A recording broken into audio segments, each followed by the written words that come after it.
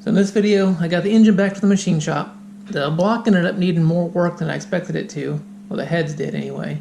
And so I ended up spending more money than I planned to at the machine shop.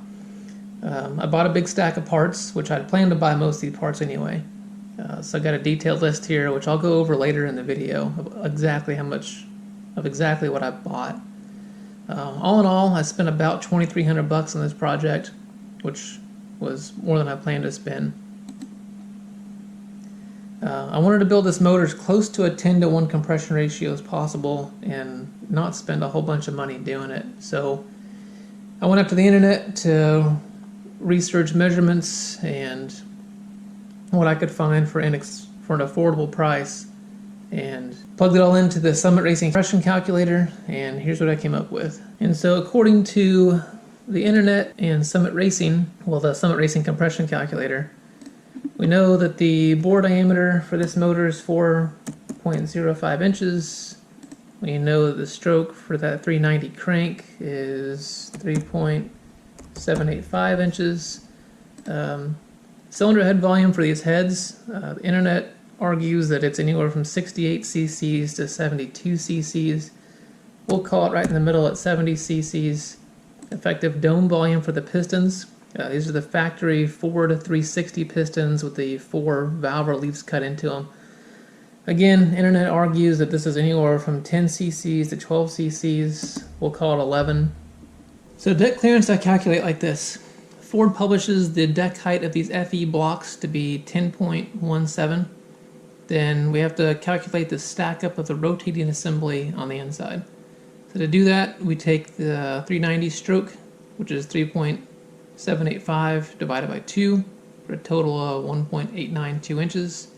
We add the rod length, which is on these 390 short rods is 6.488. And we add in the compression height of these 360 pistons, which Ford publishes at 1.773. We add those up and we get a total of 10.156 inches. And so we take the 10.17 deck height, subtract the 10.156 inches of assembly, stack up for the rotating assembly, and it leaves us with about 14 thousandths. Pistons coming up just 14 thousandths shy of the top of the block there. So we'll plug in the deck clearance of 0.014, the compressed gasket thickness. So Holley publishes the compressed thickness of these aluminum shim head gaskets to be 20 thousandths, and then of course we have 8 cylinders. So that gives us a compression ratio right at 10.07 to 1, which plus or minus a few variables should put us right in the 10 to 1 territory, which would be right where I'm shooting for here. Alright, so here's where I'm at with all of my parts for this motor. Got a bunch of stuff. I'm hoping I got everything here to get this thing buttoned back up. I don't have to buy anything else. No more fasteners, no more accessories, no more anything. So I'm just going to start left to right. Well, maybe in the middle. So I had a used Holley 4-barrel sitting around. That's a Street Avenger 670. But it's been sitting around for close to a year. I don't know what kind of shape it's in. So I bought a rebuild kit for that. Get that guy cleaned up. There's a cam kit, comp cams. It's just a 270H cam. So it's to give this thing a pretty good idle and some pretty good mid to top end horsepower. There's a part number on that cam there. New oil pump, new rear transmission mount, some motor main bearings there, engine brake-in oil. Got a new water pump that I forgot to paint when I painted the other stuff, so I'll have to figure out how to touch that up a little bit. Finish up the fuel system here. There's a new dual feed fuel line, the one that's on this Holley. Currently it was for a different series, so we cut it and put a piece of fuel line there, and that's probably not the best solution. So I got some stuff to plumb this back into an actual hard 3/8 line. Thermostat, freeze plug kit, valve covers, hold downs, valve cover studs to make those valve covers easier to put on. This is supposed to be a PCV grommet to put a PCV back in this system. New set of rings for the pistons that I got. We'll go over those in a few minutes. HEI distributor. Amazon sells these things for like $87 or $89. Just like this. Complete, ready to go. Has a coil, cap, vacuum canister. Looks like a billet machined lower housing. Super excited to see if this thing works. There's some kind of negative reviews on them where guys say that the HEI module inside of them dies after a while randomly. So I might change that out to a, I don't know, Excel brand or MSD brand or a different kind of HEI module. Some stickers to cap it all off with, make it look better. Underneath here, there's a new clutch in this box. Felpro gasket kit to just reseal the whole thing for oil pans and intake manifolds, exhaust manifolds, blah blah blah, all the gaskets for the motor. Horsepower adder though, there's a set of thin 20 thousandths compressed thickness head gaskets there to bring the compression ratio hopefully right into the 10-to-1 zone, which would be super cool. Set of Hedman headers, long tubes, which we'll look at in a minute. I ceramic coated those in a hope to make them not rust so much.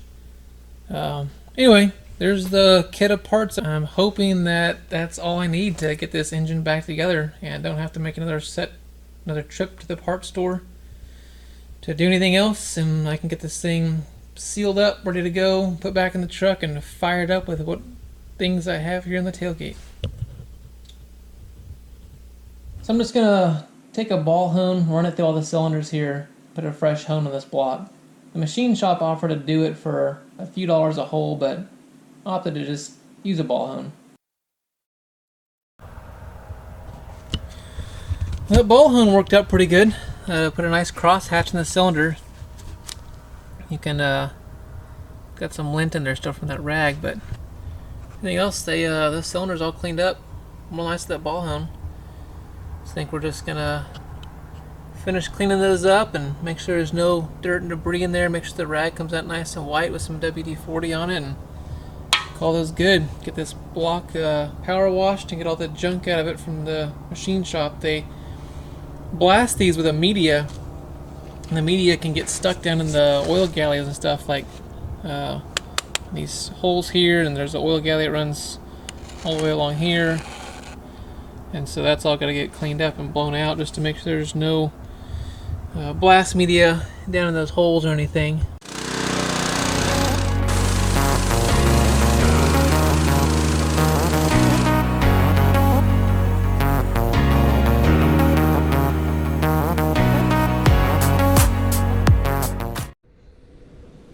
Alright, so I'm going to paint all these engine accessories and the engine itself. So all the accessories I'm going to do in a underhood low gloss black that I got from Eastwood. So this product here says spray it directly on. There's no thinning necessary. It looks like it's a pretty thin product, so I'm going to try to just spray this directly out of the can, straight through the gun. I cleaned and prepped all the brackets, accessories, pulleys. Just ran them through the media blaster and cleaned them off real good. So we'll spray all those, and then the engine and the air cleaner and the timing cover and everything else I'm going to spray blue.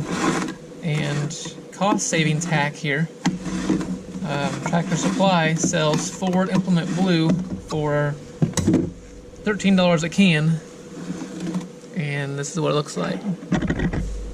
So this is the Implement Blue here, and then you buy a hardener for it. So it comes with you have to go buy a $16 can of hardener also at Tractor Supply on the same shelf.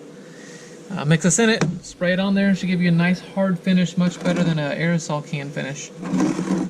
So I'll spray those. I'm going to shoot black first, that way I don't have a bunch of little black spots all my fancy blue stuff.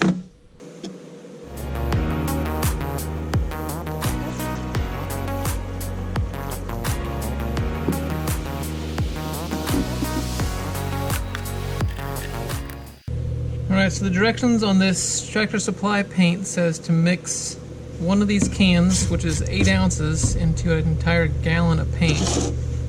So if it says we're going to put 8 ounces into a gallon's 128 ounces. So if I divide that on my phone, 128 ounces divided by 8 ounces equals 16. So that would be a 16-to-1 ratio. That's a pretty small amount of hardener, and my cup only shows me a 10-to-1. So I'll do a 8-to-1, and I guess just do a half of the ratio.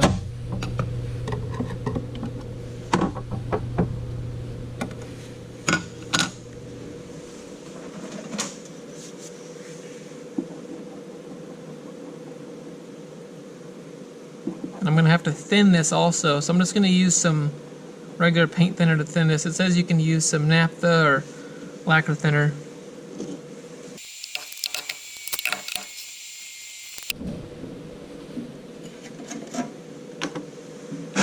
And since it's roughly 65 degrees out here this afternoon, I'm going to use some medium reducer.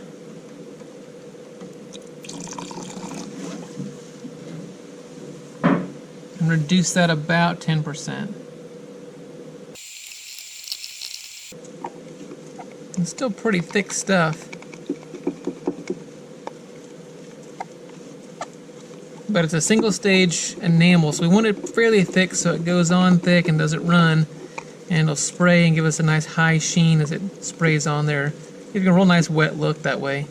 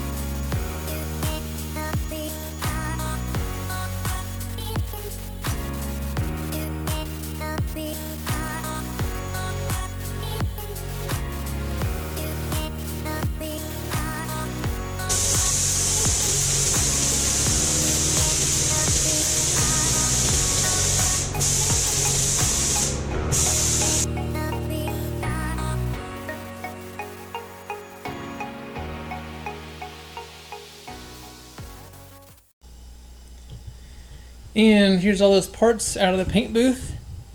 Just let everything out here on the floor last night and let it dry. Everything's getting pretty dry to the touch. This is just that Tractor Supply single stage Ford Implement Blue. It seems like it hardens up nice and sprays out nice and durable, and has a good sheen to it. Here's those headers that I did. I just took these out, quickly sprayed them with the Media Blaster to get the factory black paint off of them, get them down to bare metal. Eastwood offers a product that is supposed to bake on as you start the engine. So it's this stuff here. You spray it on, and if you like coats, they say that once you start the engine, idle it for 20 minutes, that it actually bakes this ceramic type coat on there. Anyway, I hope that it holds up, I hope it works, and then I hope that it doesn't let these headers rust. I see a bunch of headers I put on in the past that are rusted and stuff, and it really just kind of makes you disappointed in putting them on. But first time I've used this product, excited to see if it actually works out. So blocks back from the machine shop, they knocked all the cam bearings out of it, vatted it, magnafluxed it, baked it, and then peened it or sprayed it with shot to clean it. So it cleans all the crap and I guess baked on gunk and rust from all the years of service on there. Gets that junk off there, gets it down to a nice clean metal surface, which I painted like as soon as I got home, just because it had started to flash rust already. It was crazy how fast it flash rusted. So I sprayed the power washer all through the block just with some degreaser and soapy water. I sprayed the power washer all in the water jacket. It was still really full of rusty gunk even after they baked it. I was surprised to see that, but it seems like it's good and clean in there now and ready to go. I found this manifold on a 360 that was in the junkyard. It was on a motor that looked like it had been gone through recently. But I just pulled the manifold off of it and got it for $33 on one of the sale days that Pick and Pull was having. So super excited about that score. Seems like this is just a T manifold. I know a lot of guys like to run the S manifold for the cars, but this was on a truck, came off of a truck. It's going back on a truck. Seemed like it was going to be a good investment just to get a 4-barrel going. And here's the last bit of machine shop goodness. I had the flywheel resurfaced, so it looks nice and clean and smooth now. It's not burned up anymore. Those guys did a nice job on that. The heads, here's the underside of the heads. I put new, I think they're milling exhaust valves in these things just because I pulled those heads off. We saw that one exhaust valve was really badly burned up. These exhaust valves are surprisingly inexpensive. So I just went ahead and bought 8 new ones, put them in there to make sure I wasn't going to have any problems. The machine shop looked at these and said that the exhaust valve seats are actually bad as well, so they had to replace those. They went ahead and resurfaced the bottom of them. Did a valve job on the old existing valves that were there. They had to actually resurface the exhaust flange surface here. It was pitted so badly that I guess the exhaust manifold wasn't going to seal anymore, and they were concerned it was going to start to make these hot spots in here. So they went ahead and resurfaced that as well, so it's nice and smooth and straight. Took them the springs, retainers, etc. for that comp cams kit. They went ahead and put those back in there whenever they reinstalled them for me, which was awesome. They also set the stem heights correctly for that cam as well. So these heads should be set up to run with that cam, not have any sort of problems or anything. When they did the valve job as well, they also put new guides in the heads. So the heads should be ready to go. The heads cost me more than I wanted to spend, but they were $425 to have the heads redone. So, box of rods they also came out of that 390 motor. These were, some of you guys are sharp, you'll see that there's 9 rods in there. With the mismatched caps on that 390, when I tore it down, they said that one of those caps actually didn't match up, and which I thought was odd. I said just one, and the guy said yeah, the rest of them were all there, but one of them was mismatched and looked like it was mismatched so badly that they couldn't even polish them. So they took all the rods and resized the big ends on them. They checked the bushings on the small end, said bushings were fine, so they let those go. 7 of them, and they bought me one more matching rod. So that worked out good. So I got a matching set of 8 now, so I can put those back in. I'm getting started knocking these freeze plugs in here.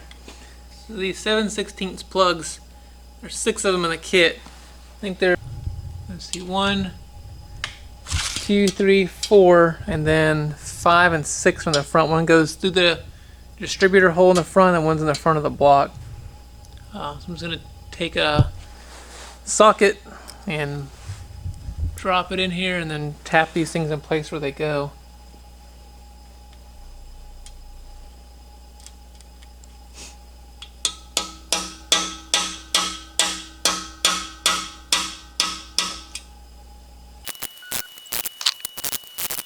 So all I do with those plugs is I just tap them in really gently until they get square in the hole. So you don't have one going in all, so this was the hole, you don't have one going in all cockeyed on you. I tap it until it drops in and centers itself up nice and square how I want it, and then I just tap it a little bit harder until it just bottoms out. Once it bottoms out and stops, just get off of it and leave it alone. If you tend to hammer on them real hard, you can actually overdrive them and you can fold the centers of them in, and then it'll actually break the seal.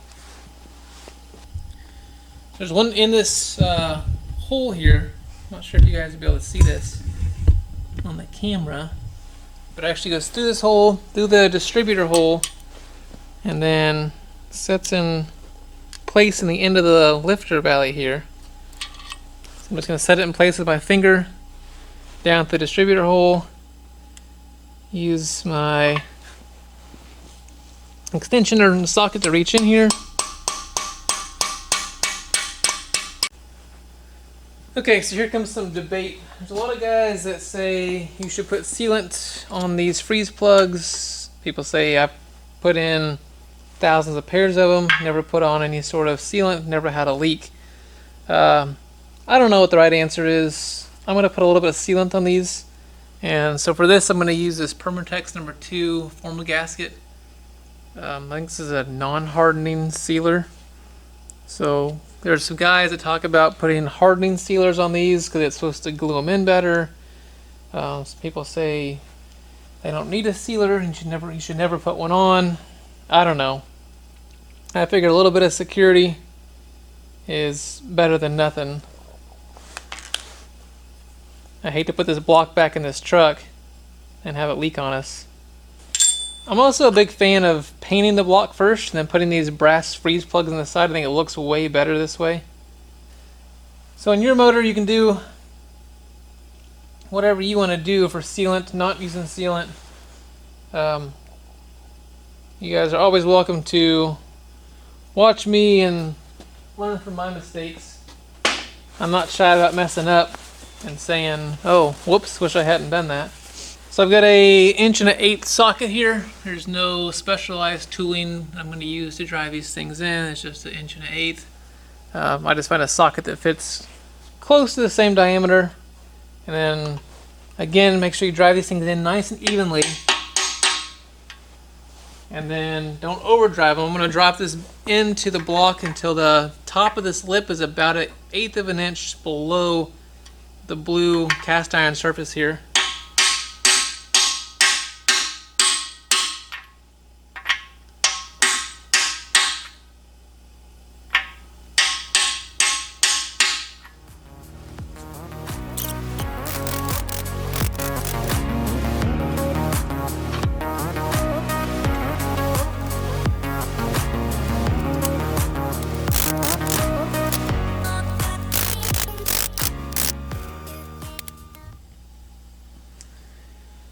Alright, so here's these pistons that I got. This gently used set of Ford 360 pistons. These are marked with the 360 here on the castings. These have got a taller pin center to deck height than the 390 pistons that came out of this block to begin with.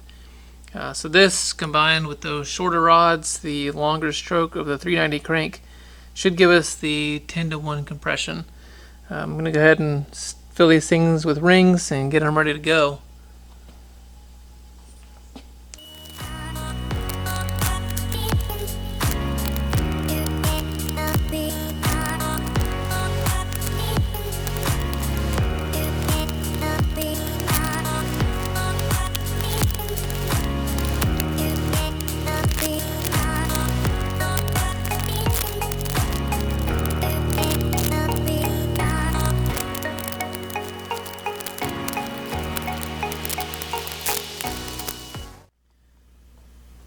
And time for cam bearings, everyone's favorite. So there's probably quite a few videos on how to do this. I'll just kind of walk through how I do it and go from there. So you have to start at the back, cam bearing, so the back of the block here, and then work your way forward. So install rearmost and then work your way back out to the front. So the cam bearings will be numbered in some fashion from front to back, so that even if you dump the box, you can get them back in order. So like these here have got a number on them. See if we can focus this. So these have got a 20, and then there's, we can see these pretty well. Like this one's numbered 19 here, and then 18, and looks like 17, and then 16. And the 16 is easy to identify because it has the two oil feeds in it. The one oil feed that feeds the cam, and then the other one that goes through the block down to the front of the crank.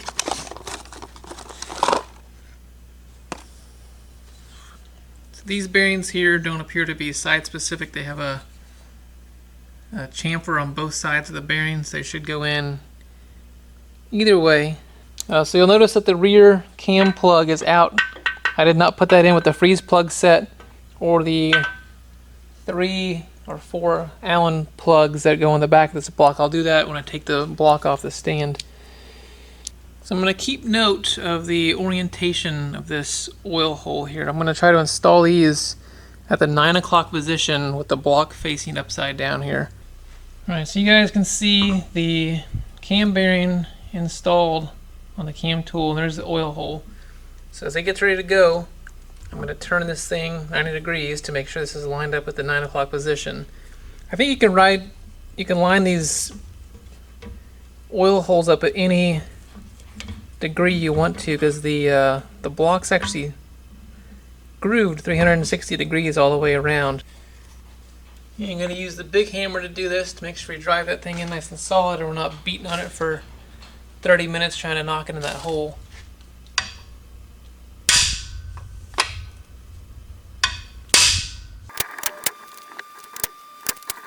Alright, so there's the rear one in. Back our tool up, get ready to go for number 2. Take note of the orientation of the hole. I'm going to turn it 90 degrees to the 9 o'clock position. And I'm doing that for us, that's because that's how these cam bearings came out of here.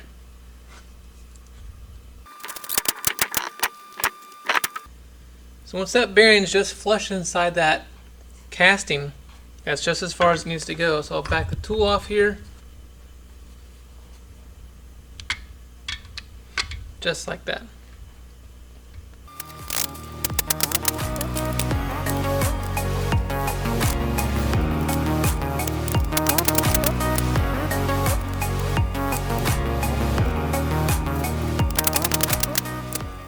So quick check on this front bearing to make sure you got it installed far enough is to, so you can see this, make this show up on camera, is to look down in this hole, and you can see the light comes through the hole, so that means that it the cam bearing oil passageway is lined up with the oil feed hole here, so you know that everything's going correctly. If this was blocked off and I'll hold my finger over it, we didn't see any light coming through here when I fed my light in here, we would know that that cam bearing is not oriented correctly. I'm just going to put some oil on this because we're just test fitting this cam. I'm not going to go crazy and lube this whole cam up. I'm just going to lube up the bearing surfaces so that I can check to see if this cam will fit into these bearings that is shoved in here.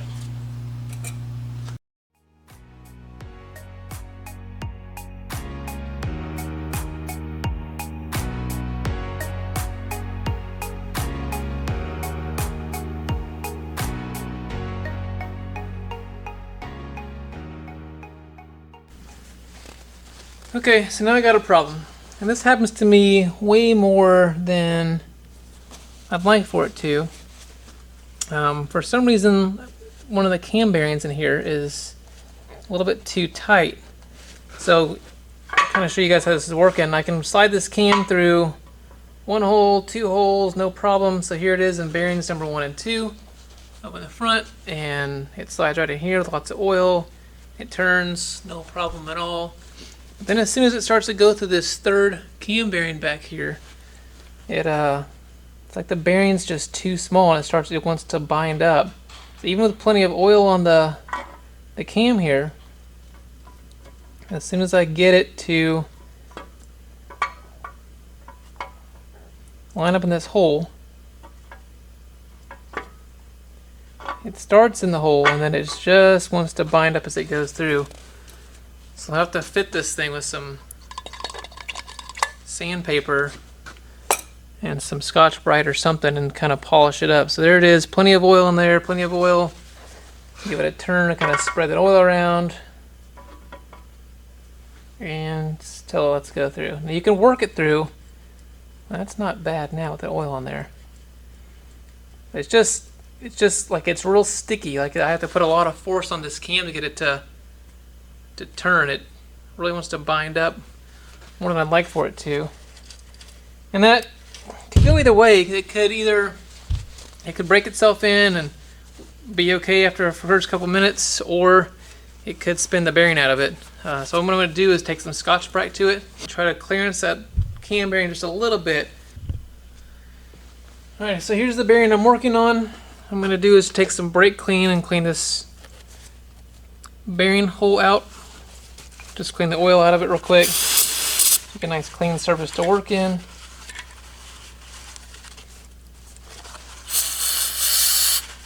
I don't see any scoring on that bearing. I don't hardly see any marks in it at all. So my guess is it's just a little burr in there or something. I'm going to use some dye chem here, and all I'm going to do is dye the inside of that bearing so that hopefully we can see the dye chem rubs off.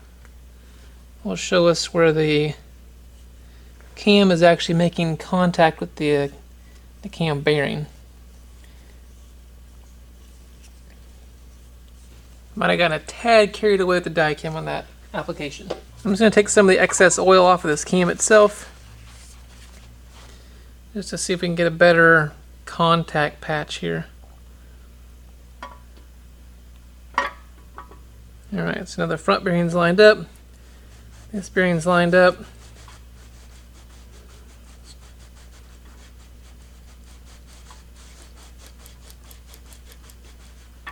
It seems like it's right in the front as it starts to go in. So now you can see, which is kind of looks like a shiny spot with the light here, that this dye chem is actually rubbed off right on the bottom. So right through this area right here is where the dye chem got rubbed off with it. So I'm going to use a piece of Scotch-Brite here. Yeah, this is just a 3M Scotch-Brite pad I just cut the end off of so I could make a tool where it'll fit under my finger and I can just kind of work that high spot out of there a tad. This material is super soft, so it shouldn't take much to remove a little bit of it. And you can see how quickly it takes that dye chem off of there.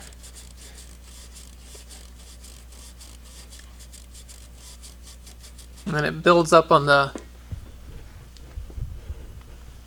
Scotch-Brite there. So I'm just going to clean this mess up with some brake clean and a rag. I'm just going to take the dye chem off of the camshaft here. Oh, come on. Put a good coating of oil down inside that cam bearing. And we'll smear that around. Make sure we got plenty of good lubrication going.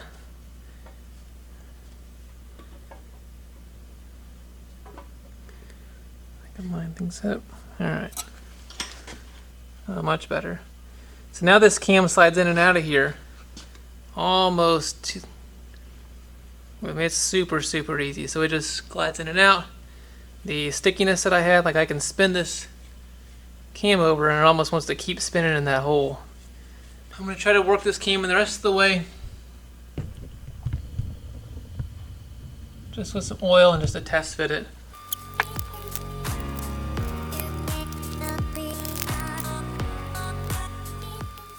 So now I can spin this cam over by hand pretty easily. It just spins in here and it wants to slide in and out pretty easily as it falls in and out of the bearings here as the tapers kind of pull it back in. And that should start up and run fine. I don't think we'll have any problems out of that thing. As long as it's getting plenty of oil, it should run just fine.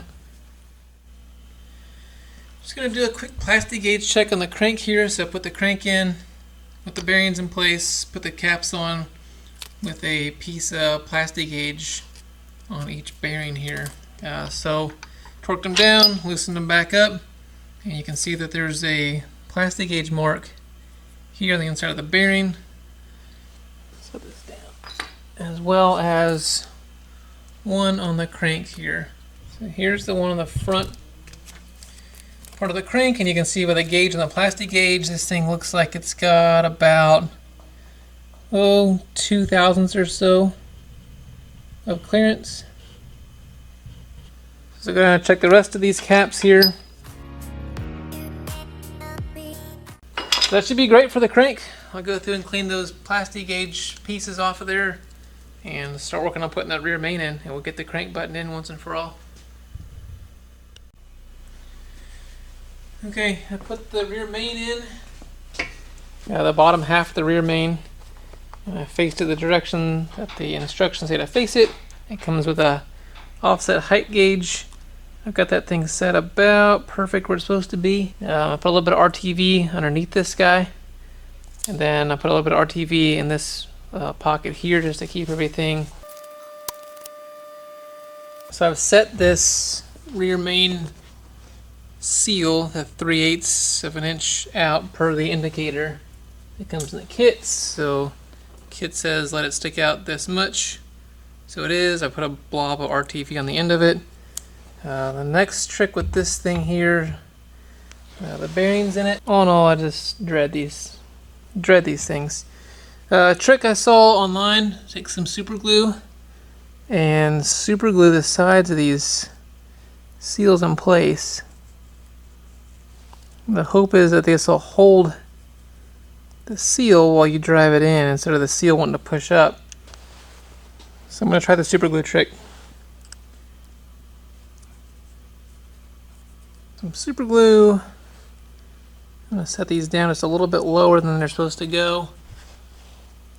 Some lubrication going. Try to make sure we save that bearing. Just a lot of moving pieces here, it seems like, whenever this thing starts going together. Okay, so rear main is set at the 3/8 standoff it's supposed to be. Lubrication on the bearing. My two side gaskets are set in place here with some super glue. A little bit of WD-40 on each wall. Some RTV down in each corner. Probably gonna put some RTV, I guess, on the bottom of these things. So I'm gonna put a drop of RTV on the bottom side of each of these. I'm trying to keep this back plane of the bearing block flush with the actual block itself as it goes down, and hopefully that lines up that that rear main seal. Well, we're way off now.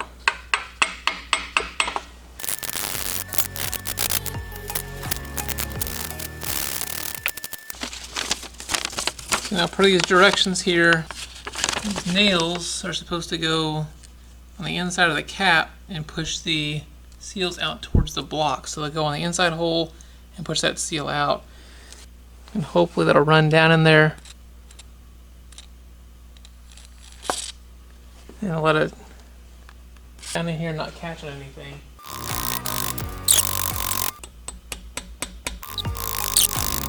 A small punch and it's going to knock this thing down below the surface here. Oh, maybe. That'll brake clean on a rag just to clean this oil off of here, because I'm going to use a little bit of RTV just to seal up these grooves. Okay, well, the nerve-wracking part's over until we start the engine up and hope this thing doesn't geyser oil like the BP oil pipeline out in the ocean all over the garage floor here. Alright, cam's going in for the last time. We're going to use this actual comp cam's cam lube.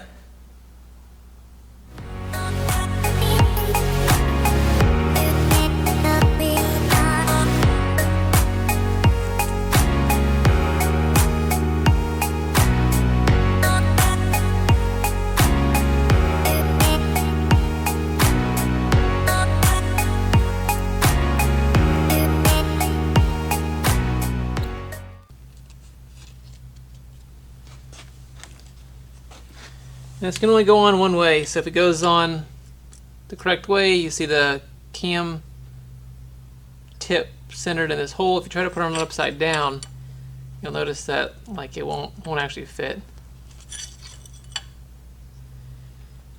And then just for a little bit of security here, I'm going to put some red Loctite on these nuts that hold this cam plate on.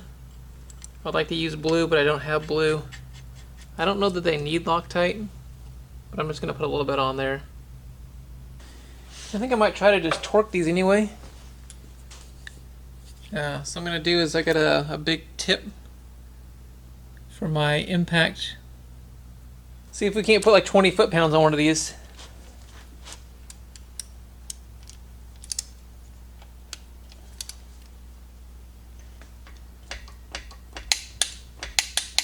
Yeah, that worked. And double roller timing set. So this timing set's a typical comp cam set where you can set it at 0 degrees. I believe this is a few degrees advanced and a few degrees retarded. I'm just going to install it at 0 degrees straight up here. So I'm going to preset my timing marks here with the dot on the cam sprocket and the dot on the crank sprocket to align these with the 0 pin with the 0 tooth. I'm just going to put the crankshaft here where I think TDC is, which I believe is the keyway on the bottom down here. It's perfectly up and down.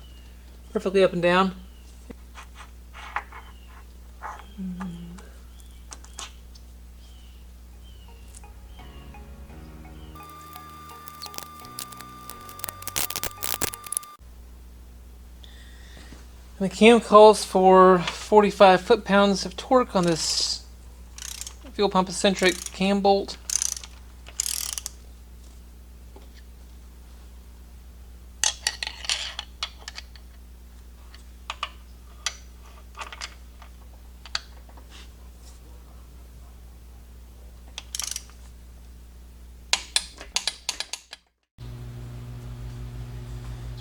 Okay, time to load some pistons in this thing. So to load these pistons and rods in here, I'm just going to use some oil, motor oil for lubrication. I'm going to use one of these Summit ring compressors. So this is a size-specific ring compressor.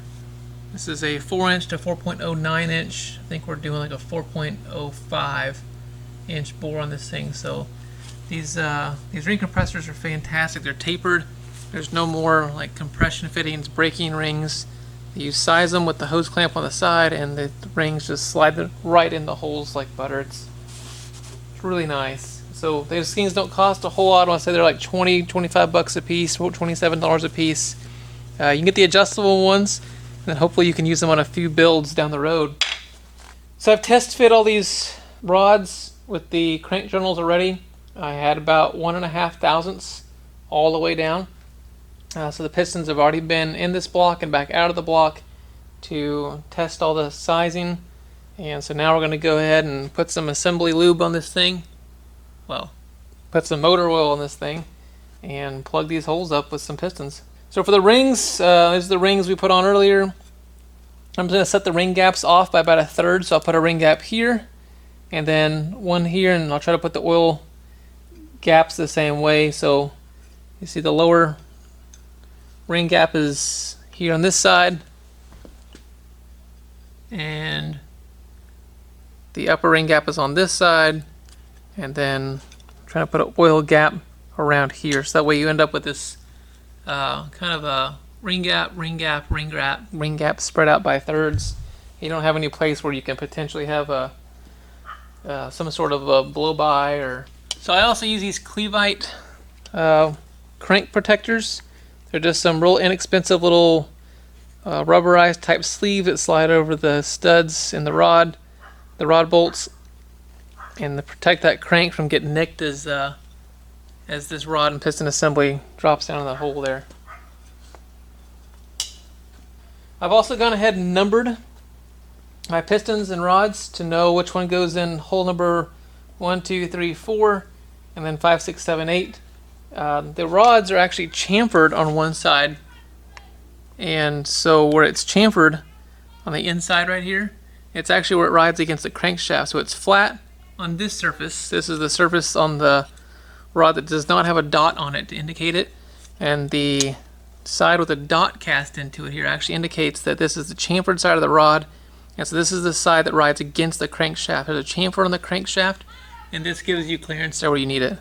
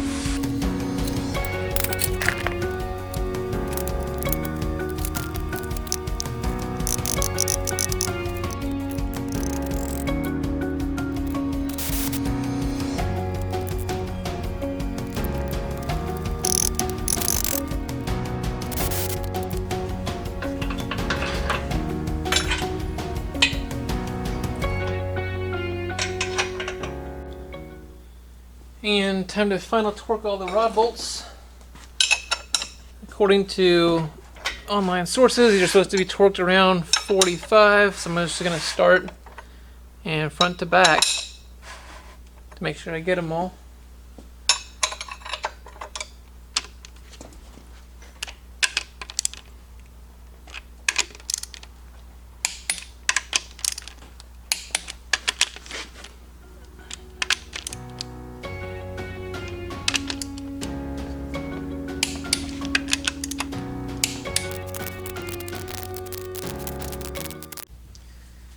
Next order of business is to put the oil pump back in. If I remember correctly, this oil pump has to go back in with the drive rod in first. So the drive rod looks like this, and I think it sits in a hole just on its retainer. That retainer clip there just sits in the hole. It sits down below the distributor shaft. It holds this guy, and then that hex goes into this hex driver here. I got a new gasket in the Felpro kit, so I'm going to leave this right here below this. And so here's the bolts that go to this oil pump hold down. You hear a lot of stories about guys having these oil pumps and oil pump pickup tubes come off while they're driving after they reinstall them. I have no idea why. So guys, safety wire them and that sort of stuff. I think I'm just going to put some Loctite on this one. Probably don't need it, but kind of rather safe than sorry.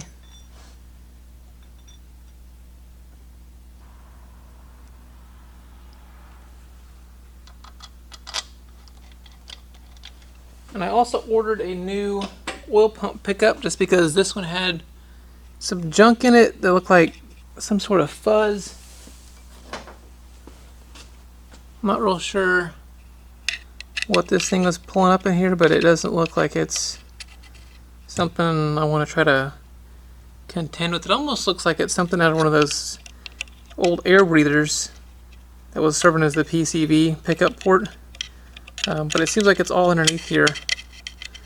And it's an old piece of RTV and some other junk in this thing. So I don't know what's under this screen, and for a little bit of money I was like, well, you know what, instead of having this thing suck up like fuzz and carpet, I think I'm just going to go ahead and replace the pickup.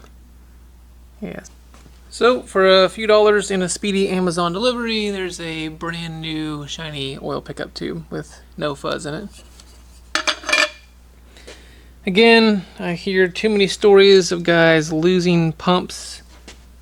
A lot of my friends run race cars and have people build them race car engines, and then they are out driving the race car and oil pump pickup tube falls off, comes loose, engine sucks air instead of oil, and then they ruin their brand new $4,000 to $7,000 engine and they cry. So I think the smart thing to do would be to put some safety wire to these bolts. I'm just going to Loctite them. Nice part is the new pickup comes with a new pickup tube gasket. I'm not going to flood these with Loctite, just put it just a little bit on there. I don't know that it needs it anyway, but again, a little bit of security.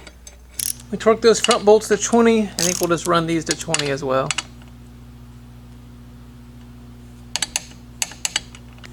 Okay, so I looked it up, and the oil, they do have a spec for this which says 12 to 15 foot-pounds. We went to 20. We'll call it good.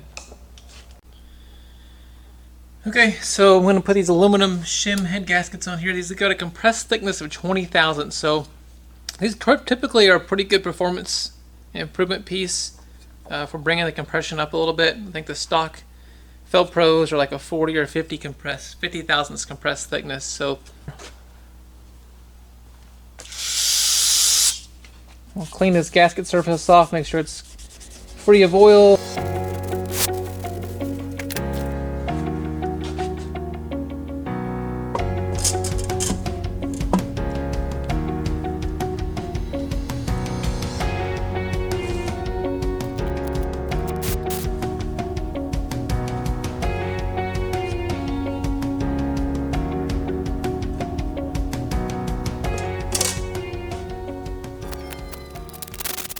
Head's torqued to 90 foot-pounds, so I'm going to go to 50 first in a inside-out fashion on both sides, and I'll come back and do 90.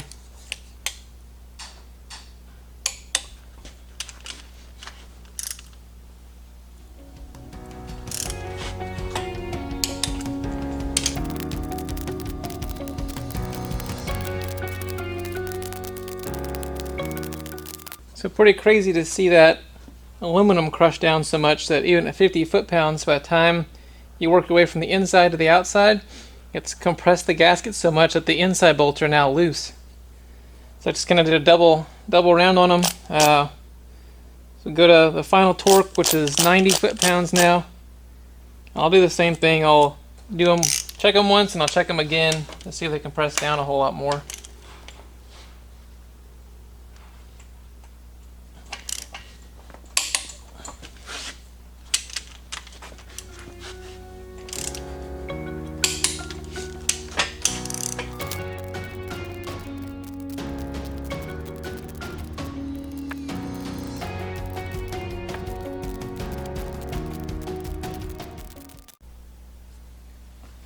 And time to load this thing up with a valve train.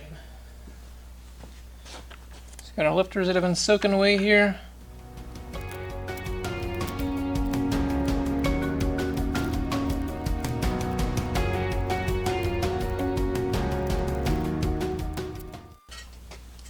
Okay, so now this underside intake pan goes back on. I forget how it goes.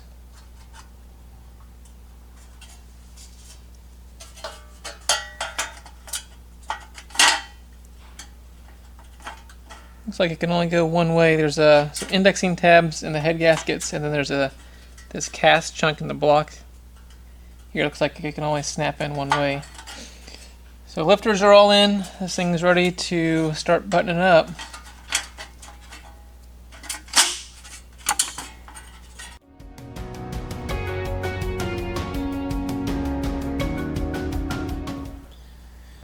Alright, intake manifold gaskets are in place. These are indexed with the little tabs on the head. These little cork seals go front and rear. I thought they had some black felt type seals that went in here, but looks like the Felpro kit now comes with these cork seals instead, which is, I guess, okay. I'm just going to add some RTV to hold these in place and to make sure the corner seals like it's supposed to. It seems like it's going to take some manipulating once the intake manifold actually goes on.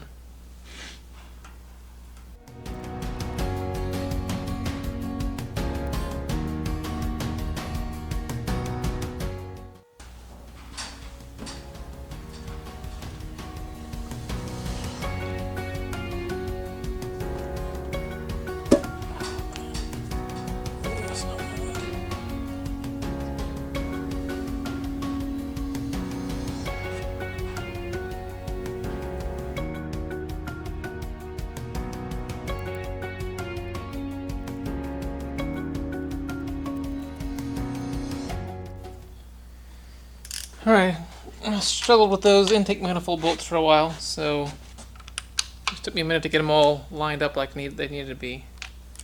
This thing's supposed to torque to 33 to 35 foot-pounds.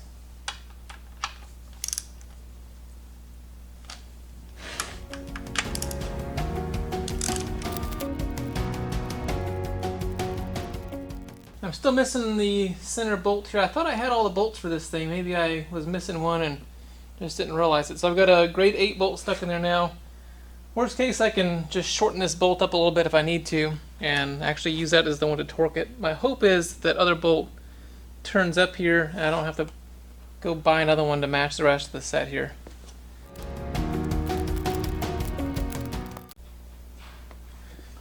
Alright, so I went to put the rockers back on, and these plates were all nasty looking, so I just went ahead and threw them in the media blast cabinet for a second and kind of knocked off the big pieces that looked like they were thinking about hopping off of there and running down through the motor and causing us some sort of problem. Just a bunch of rusty junk in there. So now I'll just put these back where they go. And put these rocker pedestals and rocker assemblies back where they go.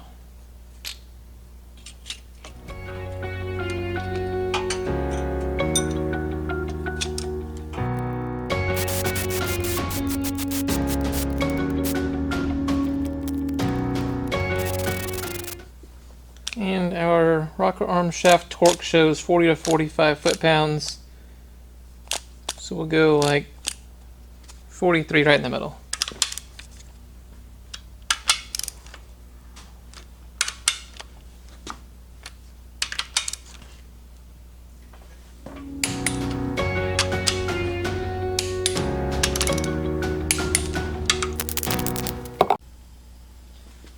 Okay, time to put the front cover back on. I had to do some more paint touch up, like through this area here and down here in this section where I had not painted it when I painted the block. So it's got wet paint on it now. I gotta try to work around. So I just took a gasket and stuck it on here and then traced around it with some masking tape and then cut the thing out. I think as long as I just don't touch it, I think it'll be okay. So front cover here slips back on with a gasket behind it. So I've got keyways installed in the crank. The oil slinger is installed here. So with this gasket on here, I get some bolts.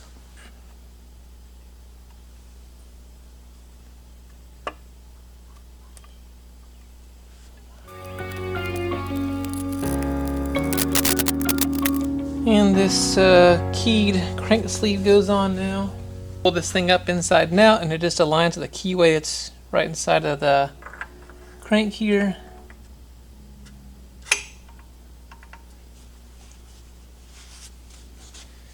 And plenty of oil, that thing goes on. Now there's a bigger keyway on this side for the harmonic balancer to go on. So gasket sitting on here, RTV around the pan. Gonna drop this thing on.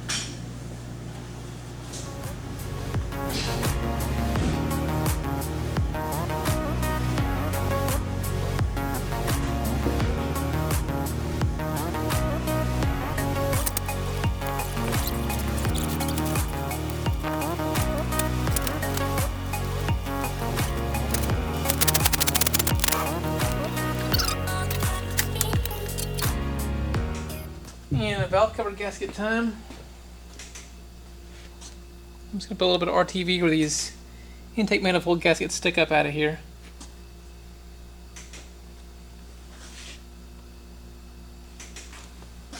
For the valve covers, I'm going to try these Mylodon studs instead of trying to use the bolts. So I'll put these studs in the block. And then since they're kind of bent up, I'm going to actually use these Summit Racing valve cover hold downs. I've never used these before, but if they work, we're going to give them a try and see if those kind of distribute that load over the valve cover a little more evenly and try to hold it down a little better, just to kind of keep these things from leaking.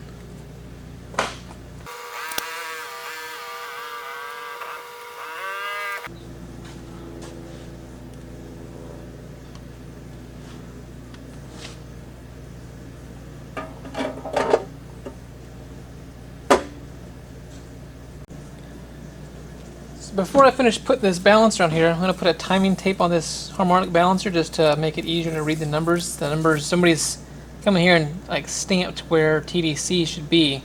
So there's 0, 10, 20, but it's super hard to see. The vehicle is running, to be almost impossible to see it unless you fill them with paint or something. But Summit sells these timing tapes. You just adhesively adhere to the harmonic balancer. This is one just for a 7-inch Chevy balancer, but really the only thing that's critical is the diameter of the wheel to make sure the length of the tape is correct.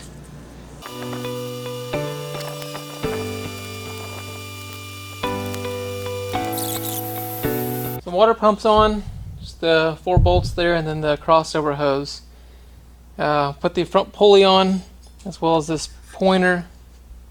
I'm just going to keep stacking stuff on here. So I got this 4-barrel I'm going to run. This is a Holly Street Avenger 670, sorry. Here's that Summit fuel line that I was showing earlier that I bought. That seemed to go right on here without any problems and gives a nice straight shot from runner to runner. So it looks like it should work out really well. I got to put it on here, and it looks like it's not gonna sit on here evenly. There's like a piece of linkage on this side that's hitting the manifold. So it's gonna have to get a riser put on it.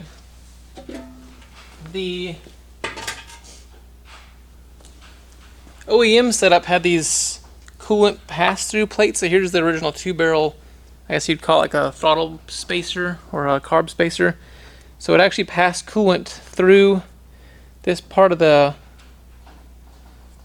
manifold here, and what that would do is, well, I guess warm this plate up and either make the thing more fuel efficient or run better when it was at cold temperatures. I'm not real sure, but anyway, so this is the solution they had on the factory one. So I guess I'm gonna have to get a spacer to put underneath this carburetor. And thanks to the magic of TV and Amazon next day shipping, I got this Transdapt plastic type throttle body spacer. It's a carb spacer. It's supposed to not conduct heat. It's supposed to have some sort of tornado jets down in the inside of it that actually are supposed to atomize the fuel better. These little channels down inside of here are supposed to somehow make the fuel speed up or something. But the idea is it's not going to transfer heat from the intake manifold up into the carb whenever the thing's running, and it shouldn't boil the fuel out of it.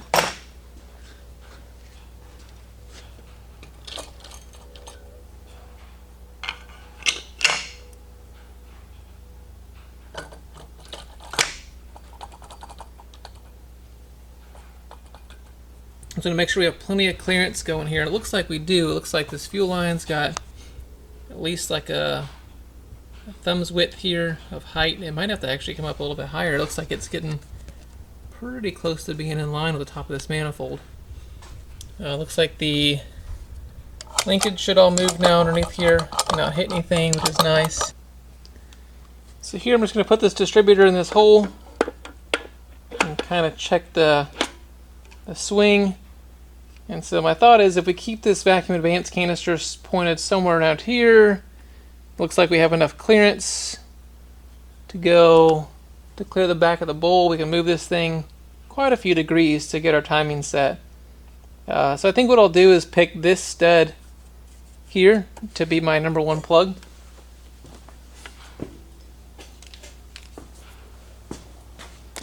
So I'll just take some pink chalk marker and say I want to make sure that this is going to be my number 1 plug.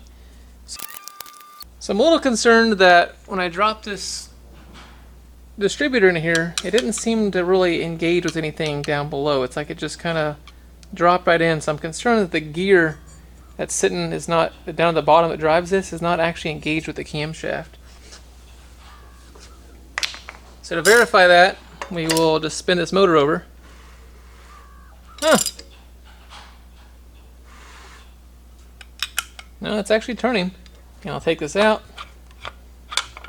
I'm going to spin this rotor to be more in line with that number 1.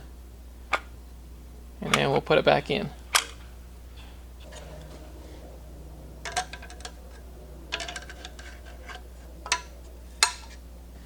And to make things just a little easier on myself, I'm just going to transfer this pink line that I've made here. I'm going to transfer it down to the body of the distributor, just so I got an idea of where I want that rotor to line up.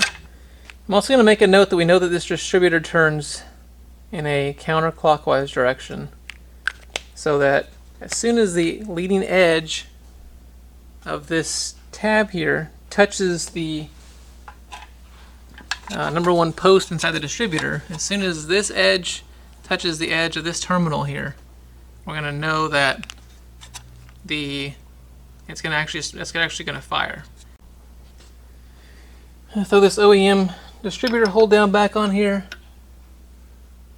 So this distributor comes with a built-in gasket on the bottom, which seems like it's going to work out real well. I was a little concerned about it, but after I crank down this hold down, it seems like it actually holds the distributor in place very solid. So I'm just going to back this off until it gets to a point where the distributor will stay in place, but we could turn it if we need to make a slight timing adjustment initial fire up on this engine. You know, it just dawned on me that all the work I did to stab this distributor in here, it's probably going to all be for naught, because I'm going to have to take this back out in order to prime the oil pump once we fill this thing full of oil. So next fitment issue here. I really wanted to use this stock air cleaner, but now when I put it on, it won't sit on the carb. That's because it's hitting this HEI distributor. So you can see underneath here there's a pretty decent gap of space where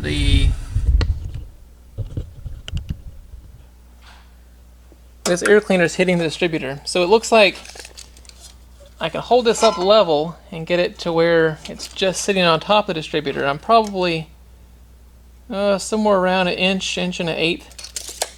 But if I were to come up, I don't know, call it a... So it looks like if I kind of hold this here and hold it level, I'm probably an inch and a half. And then if I were to, you know, it came up an inch and 3/4. Hopefully that'll get it clear. I've got enough room here that it seems to be moving at an inch and 3/4. So I think I can find a riser for this carburetor, which is just like an air cleaner spacer. So I'll get one of those ordered tonight, and then hopefully next day or two it'll be here. Luckily we don't need an air cleaner to fire the engine up, but it'll be awesome to have it on there and working and functioning like it should. I want to go back with a PCV valve in this passenger side valve cover. So to do that, I bought a PCV valve from Standard Products off of Rock Auto. This is just part number, looks like V282, just a regular, I think 3/4 inch diameter PCV valve with a 90-degree elbow on top. And I think this is a piece of like 3/8 here, so it's not a very giant PCV, but that's what I'm going to use. I found this Dorman PCV grommet. It's supposed to be for a Ford, it says here. Not sure that actually matters, but it's supposed to be the correct diameter for these valve covers. And the idea here is you just plug it in the hole, and then, well, doesn't work very well. And you just plug this PCV into it.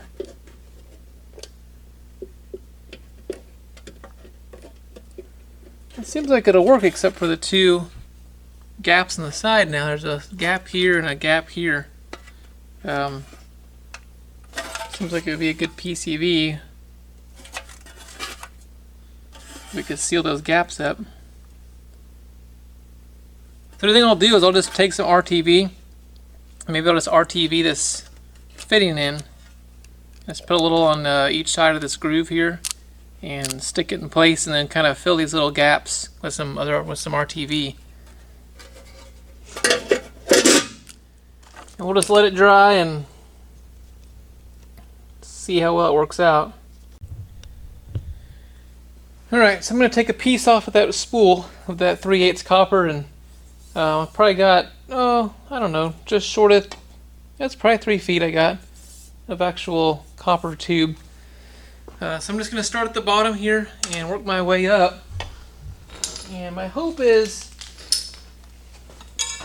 that I can come out of here and make like a 180 with it and come back and tuck it in just over the top of the fuel pump, come up next to the water pump, and maybe turn it back or something here to kind of jog this around. Maybe I can make a little S here and run it across the front here, and then turn it into a 90 and put it into this compression fitting I have here to go into the Holly.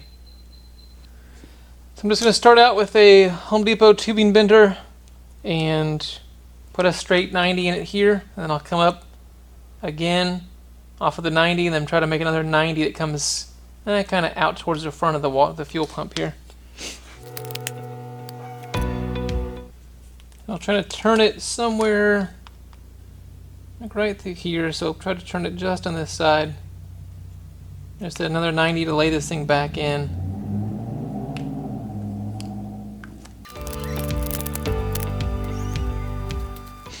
Alright, so there's the first 180. That's big enough to get it to come up and over here, and then I need to turn it back up this way to go up next to the water pump here. Okay, so the power steering pump bolts up to these two bolts here. So this should let me come up behind the power steering pump, hopefully. And then I think I'll turn this maybe over here at a 90, and then so we can go back a little bit and then over. So I want to have my bend radius be somewhere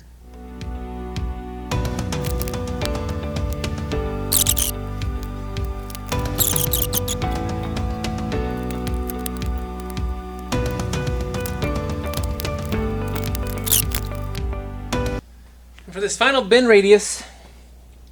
I have to go around this water pickup or water return, which looks like I might have to get another water return. This thing looks like it's seen way better days. So this thing sits here, and I've got to make a 90 around here to go into this compression fitting. I'll take this out of the way and try to lay my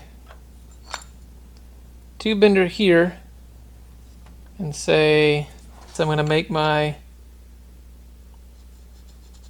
mark at the end of the tube fitting here. So that'll line up with this pink mark.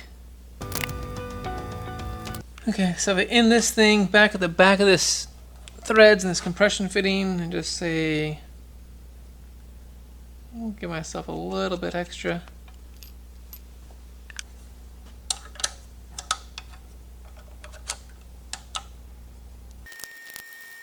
Okay, so it looks like with that fitting on there, I left the ferrule off so I didn't tighten it up or crush the ferrule. Just trying to test fit, make sure there's enough clearance, and this fuel line's not going to be in the way, it's not going to hit anything, and or fuel, yeah. And I can still get my water neck in here, I can still get my radiator hose on here, like valve covers on and off, no problem. There's a hose that's supposed to go on top of the water pump here, no problem. Belts and everything should be clear and out of the way. So I'll go ahead and flare the end of this line down here where it goes into the pump. Get that set in place where I want it. I'll leave this loose for now because I think I'm going to take the carburetor on and off a few more times during this testing and cleaning and kind of getting everything to go together here. So I'm going to get started putting these headers on here. I'm just going to put on the driver's side for now because the starter goes on the passenger side. So I'll take this engine off the stand, put the plugs, flywheel, etc. in the back of it, and then mate the transmission to it. And I think after the transmission's on there and the starter's on, I'll go ahead and put that passenger side header on there. I just don't want it causing issues and then we gotta do a bunch of work to put it on and then take it all off just to put the transmission, clutch, starter in, and then put the header back on. So we'll do this side. While it's on the stand, I think it'll be good and easy to do.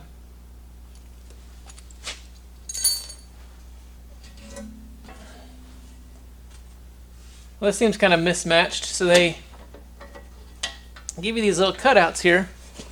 So there's two cutouts on the outer edges of the gasket, but then the two cutouts in the header have got are on the inside two ports. So that seems like it's a little goofy. I guess we can do this.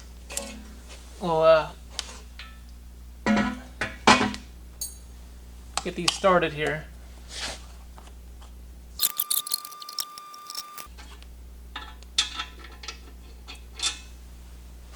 I'm going to apply a little bit of high temp anti-seize to these header bolts as well. I'm sure they're going to see some warm temperatures. It seems like exhaust bolts are always getting rusty and stuff too. Making a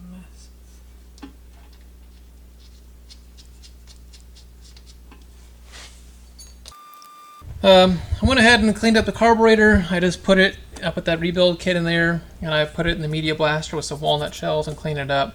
Get all that corrosion and junk off there. So it looks a little bit better now. Fuel lines are tightened up and are in place. Because I've got some weird little issues I'm fighting here, just trying to get this factory manifold to work with this thing. So this manifold here has got a vacuum port, but now the Holley fuel line for this dual fuel dual feed carb is blocking this port from being usable. So I think I'm just going to block it off since the Holley has, looks like 1, 2, 3 ports on it. I just use the ports off the Holley manifold here. And then this water neck here was the one that came with this 4-barrel. And so this is a 3/8 pipe fitting, I think. And it has this longer stem on it here that goes down into the water jacket, or down into the intake manifold. I'm not real sure why it's so tall. I ordered another one, but I ordered a shorter one, and now I'm kind of concerned that it may not work with this boss that's sitting up on this intake manifold. No idea why this thing's cast in here, but it is.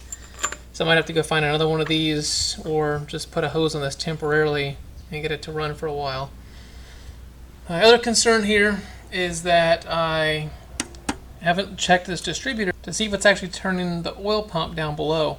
Also figure out something to do for a throttle linkage. This trapeze here seems like it might plug into the carb here and then somehow work if we get it hooked back up to the factory linkage. If not, I can cut this and weld it back together or weld another piece in there just to get it by for a while.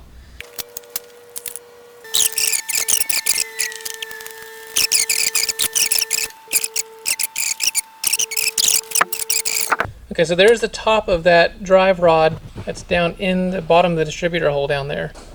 So I'm going to do is try to put a mark on one side of it with a marker, and then put the distributor back in, turn the motor, I don't know, 180 degrees or so, and see if that mark moves correspondingly.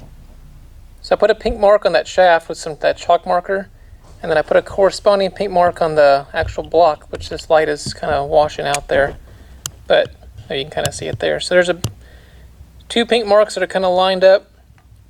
I'm going to put the distributor back in, spin it over, and see if that pump actually changes direction. So you can see that mark, if I can focus the camera here, actually rotated about 90 degrees. So it's obviously running the oil pump down there. I guess it just got enough clearance on it, it just drops in super easily. So, okay, well I feel more confident about that now.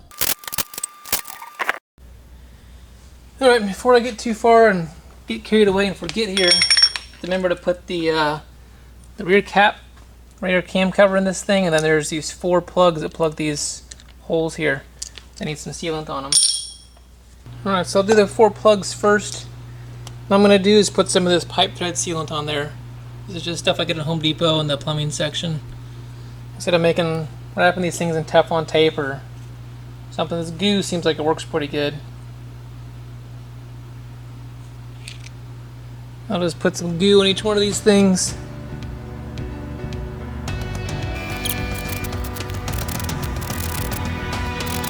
Okay, now the plug for the cam. This is just the kit. This is the plug that came in the freeze plug kit, expansion plug kit, whatever you want to call it. So I'm just going to put some more of this sealant on here because I like the sealant. So I'm going to use the sealant.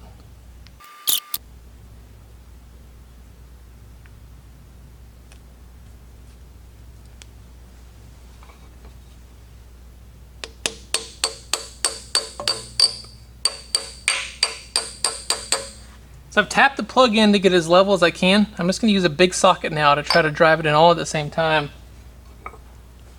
And drive it in nice and evenly.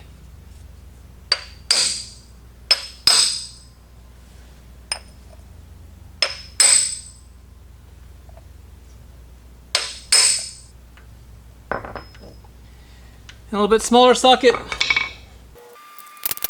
You can hear it when it bottoms out. It starts to make a much more solid sound. And then some guys say to do this, put a dimple in the middle of it. So you just hold your ball peen hammer in the center, give it another judo chop with another ball peen hammer. That's supposed to like flare the whole thing out.